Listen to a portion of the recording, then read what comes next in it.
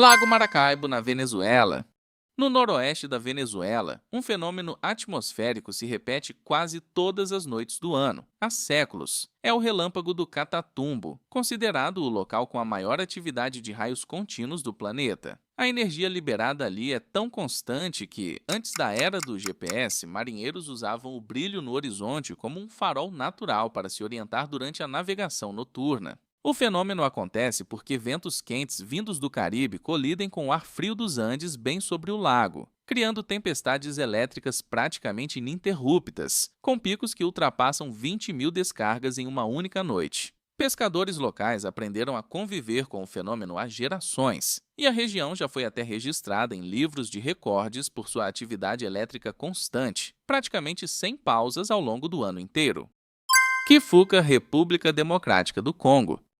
Existe um lugar na Terra onde o céu ataca com mais frequência do que em qualquer outro ponto do planeta. Kifuka, uma pequena vila nas montanhas do Congo, registra a maior densidade de raios por quilômetro quadrado já medida cientificamente. A combinação de altitude, umidade e relevo cria condições quase perfeitas para tempestades elétricas constantes. Para os moradores, não é um evento raro, é rotina. Raios caem ali com tanta frequência que mortes por descarga elétrica fazem parte das estatísticas locais de saúde pública, algo praticamente inexistente em outras regiões do mundo. Muitas casas na região nem possuem estrutura adequada para proteção contra descargas, o que torna cada tempestade um risco real e recorrente para quem vive ali, sem qualquer trégua sazonal. Hail Alley, Texas e Colorado, Estados Unidos.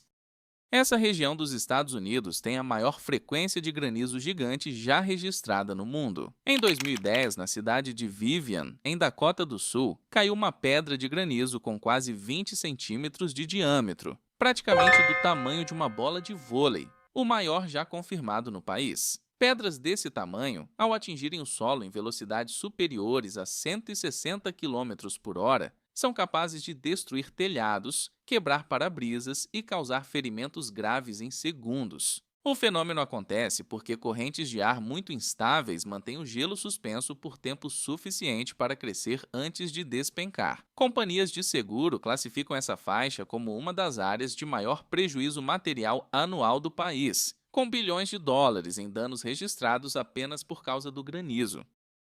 Deserto do Saara.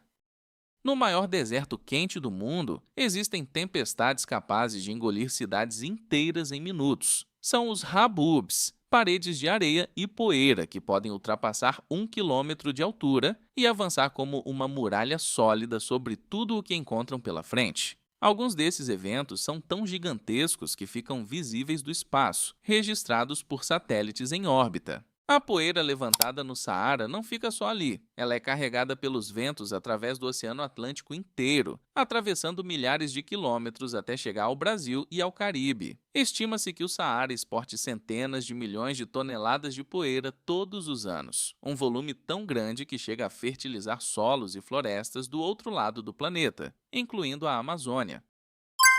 Monte Everest, do Himalaia.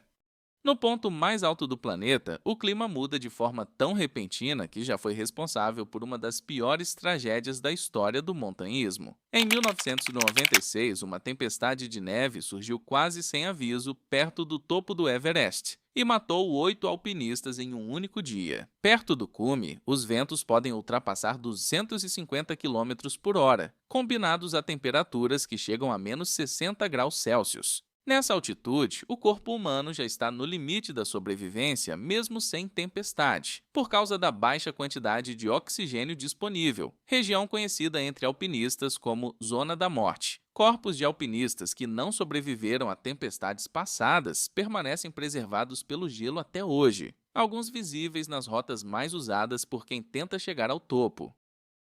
Tornado Alley, centro-oeste dos Estados Unidos. Illinois, Oklahoma e Texas formam o coração da região mais famosa do mundo em atividade de tornados. E 2026 já entrou para a história como o ano recorde. Somente Illinois já ultrapassou 190 tornados confirmados, quase o triplo da média histórica do estado. A força desses fenômenos é tão grande que existem profissionais especializados apenas em persegui-los. Os chamados caçadores de tornado, que já filmaram tornados atravessando estradas literalmente na frente do carro. Um tornado forte pode gerar ventos acima de 300 quilômetros por hora, capazes de arrancar casas inteiras do chão. A pressão interna de um tornado violento pode inclusive fazer prédios explodirem de dentro para fora, um efeito que intriga meteorologistas há décadas. Filipinas. Nenhum país no mundo recebe mais tufões do que as Filipinas. Em média, cerca de 20 tempestades tropicais cruzam o arquipélago todos os anos, o suficiente para criar uma temporada praticamente contínua, quase sem trégua entre um evento e outro. A posição geográfica do país, cercado por águas quentes do Pacífico, funciona como um verdadeiro corredor natural para a formação desses sistemas.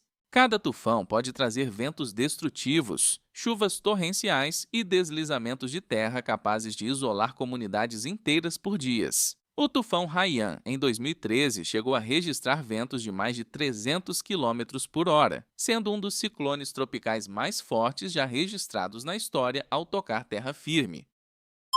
Delta de Bangladesh, Baía de Bengala. Aqui está uma das combinações mais letais entre geografia e clima em todo o planeta.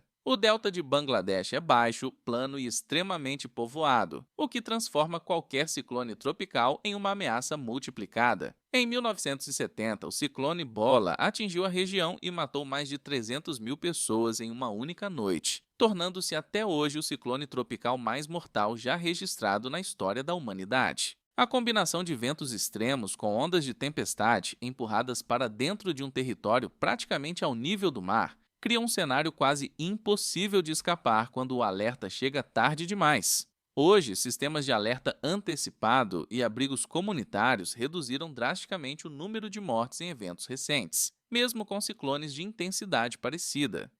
Obrigado por assistir até o fim. Agora já sabe, deixa o like, inscreva-se e comente qual lugar mais te assustou. Até a próxima!